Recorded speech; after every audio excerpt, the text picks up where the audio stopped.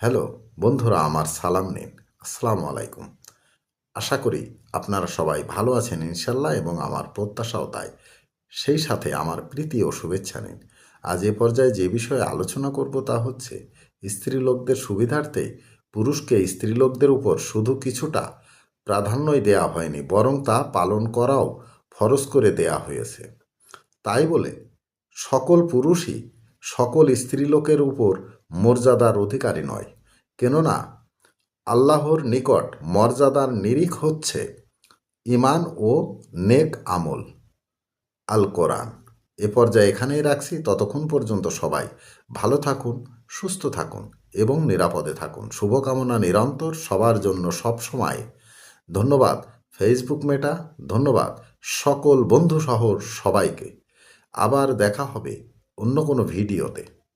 আল্লাহ হাফেজ।